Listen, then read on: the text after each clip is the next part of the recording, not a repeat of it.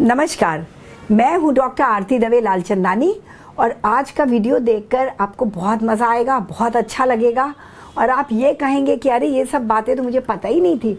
मैं आज से जो मैं करता आ रहा हूँ उसमें ये गड़बड़ी थी, ऐसा नहीं करूँगा और आगे से जैसा इस वीडियो में बताया वही करूँगा, क्योंकि मुझे अपने दिल की सेहत ठीक रखनी है, हार्ट डिजीज़ प्रिवेंट करनी है, अपने घर के लोगों के, अपने परिवार के भी हार्ट के सेहत का ध्यान रखना है और अगर कोई हृदय रोगी है घर में तो उसके लिए खास करके मुझे बहुत ध्यान से खाना पकाना पड़ेगा और कुछ नियम याद रखने पड़ेंगे। तो खाना पकाना एक बहुत इम्पॉर्टेंट आर्ट है जिसके वजह से कई बीमारियां होती हैं, कई बीमारियां ठीक हो जाती हैं अगर आप सही तरीके से खाना पका के खिलाते हैं। तो खाना पकाना कहाँ से शुरू होता है? जब आप घर में खाना बनाने के लिए सामान खरीद के लाते हैं। तो जब हम अपने भोजन के लिए शॉपिंग करते हैं हमको बहुत ध्यान देना चाहिए कि हम कोई ऐसे नुकसानदेह मसाले ना खरीदें, नुकसानदेह कोई आइटम ना खरीदें। और कई होते हैं एपेटाइट किलर्स, भूख मर जाती है, ऐसी चीज़ हम कभी ना खरीदें। तो जब आप जाते हैं शॉपिंग के लिए या आप ऑनलाइन शॉपिंग करते हैं तो जितना आप ये नमकीन और रेडीमेड फूड और फास्ट फूड स्नैक्स टाइप की चीज़ें लेते हैं और वो भी फ्राइड वगैरह, जैसे नमकीन सेवई वगैरह होते हैं, मुरमुरे होते हैं, ये सब जो भी फ्राई करके जो चीज़ें आप खरीदते हैं फ्राइड, वो तो बहुत जल्दी एपेटाइट ख़त्म कर देते हैं। इसी तरह जब आप स्वीट्स खरीद लेते हैं उससे भी एपेटाइट ख़त्म हो जाता है। मिठाइयाँ खरीदते हैं जो बच्चे बेटाइम खाते रहते हैं, चॉकलेट्स और टॉफ़ीज़ और ये सब रेडीमेड फूड का जितना काउंटर है उसको अवॉइड करिए, वहाँ न जाइए। ये शॉपिंग ये इस तरह के बहुत अट्रैक्टिव होते हैं क्योंकि वो 3 ड्रिंक के साथ आपको 7 ड्रिंक दे देंगे। आपको चाहिए 100 ग्राम नमकीन, अगर आप आधा किलो लेंगे तो वो आपको 100 ग्राम फ्री दे देंगे। तो इसके साथ बहुत सारे अट्रैक्शंस भी आते हैं। प्लेन एंड सिंपल फूड की शॉपिंग करिए। अब प्लेन एंड सिंपल फूड क्या होता है? मिल्क और मिल्क प्रोडक्ट्स। मिल्क लीजिए, जहाँ तक हो मिल्क प्रोडक्ट उन्हीं से बनाइए।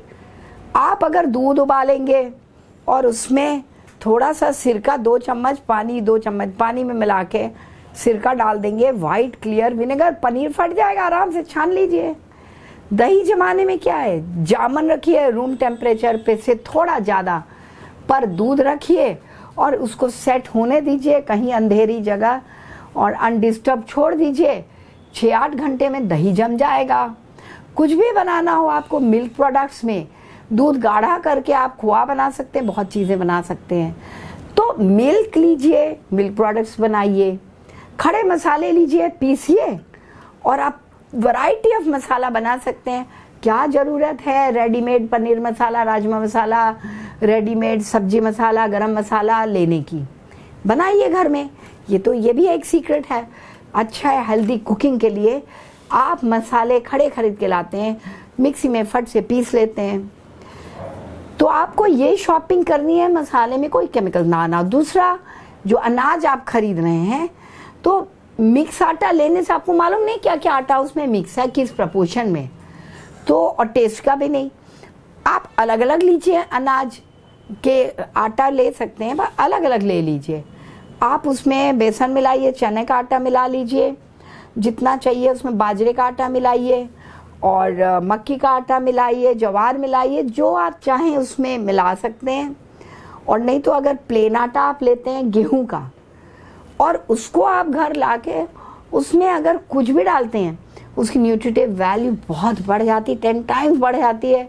आटे का क्वांटिटी अंदर कम जाएगा क्योंकि 2 रोटी में आपको 1 ही रोटी का आटा जाएगा, बाकी आधा आपने कोई सब्जी कद्दूकस कर लिया, उसमें चाहे गोभी है, लौकी है, कद्दू है, गाजर है, कोई पत्तियां डाल दिया, कैबेज डाल दिया, पालक डाल दी, मेथी डाल दी, कोई भी चीज़ आप उसमें मूली डाल दे, कद्दूकस करके आप जो भी चीज़ डाल देते हैं तो आटा अंदर कम गया रोटी में या पराठे में और बाकी आपके अंदर वेजिटेबल्स चले गए, वो भी आपको फ़ायदा करेगा और वो आपका एंटीऑक्सीडेंट आपको देगा। और जो आजकल बड़ा फैशन चला है डिटॉक्स तो ये सब चीज़ें आपको डिटॉक्स करती हैं। और क्या होता है डिटॉक्स? ये अंदर के आपके हार्मफुल सब्सटेंसेस को ये कंबाइन करके निकाल देते हैं बॉडी से, और आपको न्यूट्रिएंट्स एब्जॉर्ब होने देते हैं, बेटर एब्जॉर्प्शन होता है। जितना आप ये फाइबर्स लेंगे, वेजिटेबल्स में फाइबर है, हम लोग के दाल में फाइबर है, हमारे आटे में भी फाइबर है, चावल में भी फाइबर है। जो इतना फैशन है वेस्टर्न वर्ल्ड में, फाइबर खाओ फाइबर खाओ फाइबर खाओ, कौन से हमारे खाने में फाइबर नहीं है? सब में है। और हमेशा ताज़ा खाना बनाइए, कोई भी बचा हुआ खाना हटा दीजिए। कुकिंग के बारे में कई चीज़ें आपको बहुत ध्यान देनी होगी। एक तो आप थोड़े थोड़े हर चीज़ बनाने की कोशिश करिए। एक पूरा डाइट जो हम इंडिया में आमतौर पे खाते हैं, ये वीडियो बाहर वालों के लिए काम का नहीं है, क्योंकि वो इतनी चीज़ें न बना सकते हैं, न बनाते हैं, न जानते हैं, न कर पाएंगे। पर आप जैसे आपने थोड़ी रोटी बनाई, थोड़ा चावल बनाया, हाँ चावल इवन फॉर डायबिटिक्स चावल खा सकते हैं थोड़ा, क्योंकि जैसा हमने पहले वीडियोस में बताया चावल भी खा सकते हैं। इसका एक सिंपल रीज़न ये है कि जब हम भारत में, हिंदुस्तान में चावल खाते हैं, हम सादा चावल नहीं खाते उनकी तरह कि उन्होंने कोई फ्राइड राइस खाया, एग राइस खाया या एक राइस खाते हैं। हम उसमें दाल डालेंगे, चना, मटर, छोले, कढ़ी, रायता, बहुत चीज़ों के साथ चावल खाते हैं।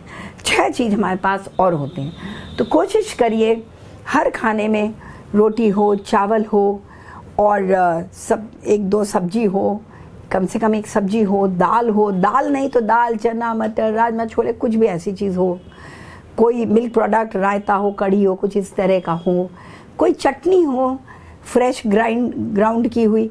तो क्योंकि चटनी भी कच्ची पत्तियाँ हैं, आम है, कच्चे करौंदा है, कच्ची चीज़ें होती हैं, वो खाना बहुत ज़रूरी है।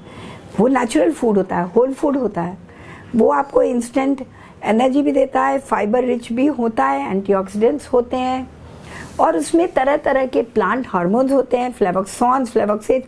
जो लेडीज़ में ब्लीडिंग होती है ना, वो भी एकदम ये सब खाने से ब्लीडिंग बिल्कुल रुक जाती है। तो और उनका मेंस्ट्रुएशन भी रेगुलर होगा इन फूड से। ओल्ड एज में उनकी एपेटाइट बनी रहेगी अगर इस तरह का खाना वो खाएं।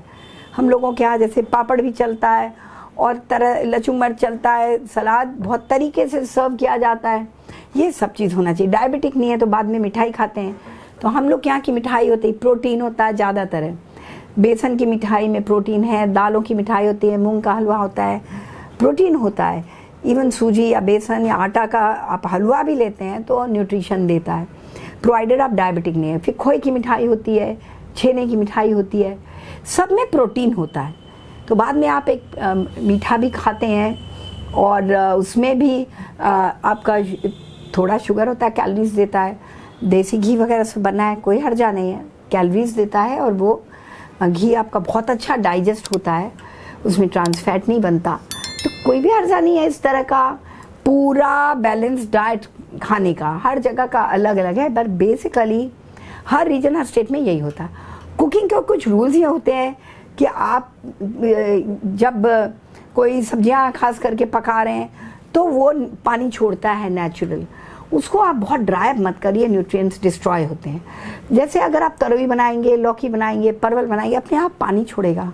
साग बनाते हैं, खूब पानी उसमें भर जाएगा, तो उसको आप बिल्कुल ड्राई करने तक पकाएंगे तो न्यूट्रिएंट्स लॉस हो जाएंगे, सारे वाइटामिन डिस्ट्रॉय हो जाएंगे, फाइबर्स भी जल जाएंगे, उसके फाइबर डाइट नहीं मिलेगा फिर आपको। उसके जो डाइजेशन प्रॉपर्टीज़ होते हैं कि इजीली डाइजेस्ट होगा, वो नहीं होगा। तो आप जो पानी छूटता है उसको उसी में रहने दें। किसी भी सब्जी का, जैसे ग्वारफली लोग बॉयल करके पानी हटा के तब पकाते हैं, कई लोग लौकी तरोई तक को बॉयल करके स्क्वीज़ करके पानी हटा के फिर उसको फ्राई करके खाते हैं, ऐसा मत करिए। और इवन करेला लोग बॉयल करते हैं तब फ्राई करते हैं, ऐसा मत करिए। करेले का कड़वा टेस्ट भी आप अप्रिशिएट कर सकते हैं, उसको बॉयल करके खाएं तो पानी उसका तो छूटेगा, तो खा नहीं सकते, इसलिए उसको सीधे आप छौंक के खाइए। छौंकी हुई सब्जी खाने में बहुत न्यूट्रिशन होता है, और ये इंडिया के हर पार्ट में, हर रीजन में सब्जी छौंकी जाती है। उसमें ट्रांस फैट नहीं बनता, क्योंकि आप कोई तेल घी डालते हैं, उसमें सिर्फ आप तड़का लगाते हैं, जीरा, राई, हींग, मेथी, अजवाइन, जो भी चीज़ का आप तड़का लगा देते हैं और खाते हैं, वो कम घी तेल में काम भी चल जाता है, स्वाद भी आ जाता है सब्जी में, फ्लेवर भी आता है। तो उसमें सब्जी पकाई, कभी सब्जी जलने ना पाए। ग्रेवी वाली चीज़ अवॉइड करिए खाने का। इतना आपके पास वैरायटी है बिना ग्रेवी के खाने का। ग्रेवी में आमतौर पे आप प्याज, लहसुन, अदरक को भूनते जाते हैं जब तक उसका बिल्कुल बुरी तरह से डिहाइड्रेट हो जाए, तो उसका कोई फ़ायदा नहीं, कुछ न्यूट्रिशन नहीं है, और घंटों बहुत टाइम भी लगता है।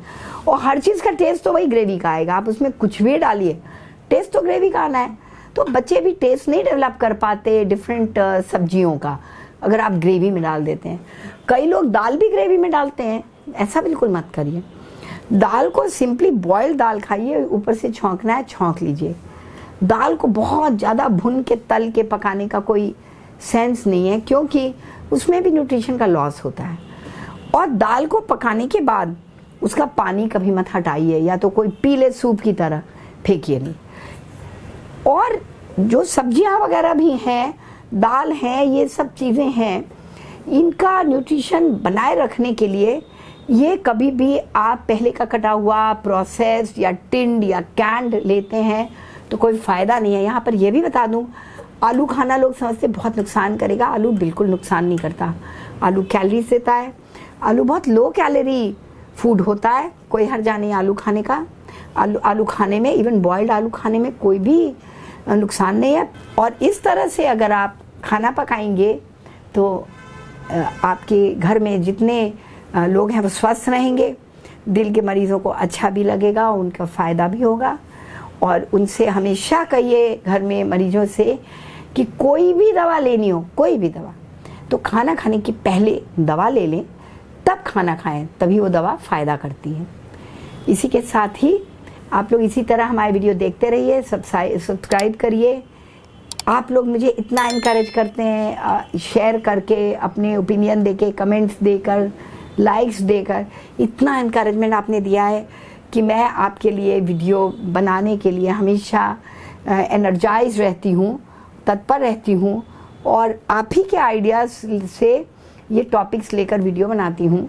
कोई भी आपको सवाल है तो आप दिए गए नंबर पे कॉल कर सकते हैं, और आप वीडियो कंसल्टेशन के लिए भी अपॉइंटमेंट ले सकते हैं इसी नंबर से, और अपने को स्वस्थ रख सकते हैं। आपके सारे सवालों के जवाब भी मिल जाएंगे। तो स्वस्थ रहिए, खुश रहिए। मैं जितना कर सकूंगी आपके लिए वीडियो के माध्यम से, और फिज़िकली भी, वर्चुअली भी मैं करूंगी। धन्यवाद।